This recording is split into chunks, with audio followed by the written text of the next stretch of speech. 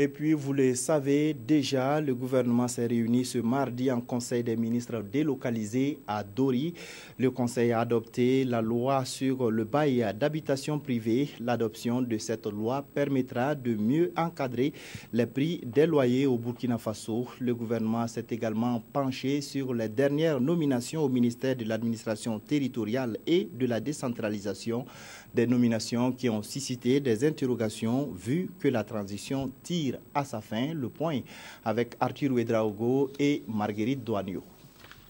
Le projet de loi portant sur le bail d'habitation privée en passe d'être une réalité au Burkina.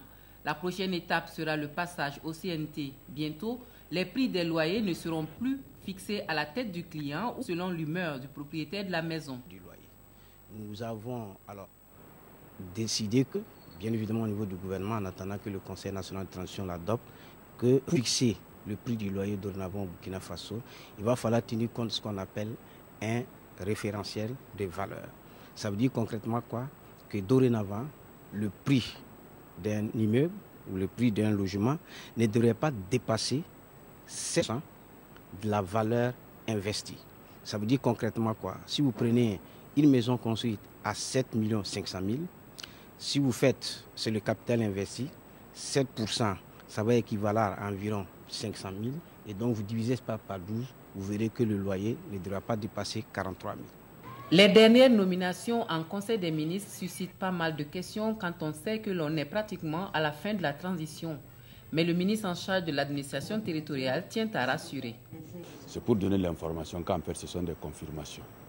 C'est-à-dire qu'après la séparation du ministère, la scission du ministère de l'administration territoriale et de la sécurité, le ministère de l'administration territoriale et de la décentralisation a hérité de certains cadres qui sont restés dans les structures. Bon, c'est eux qu'il s'agit de confirmer tout simplement. Et le Burkina Faso, qui a entamé sa deuxième semaine de campagne pour la présidentielle et les législatives, au département en charge de l'administration territoriale, on n'a pour l'heure noté aucun incident majeur. Militants et responsables de partis politiques semblent avoir entendu les différents appels pour une campagne citoyenne et pour des élections apaisées, nous dit le chef du département.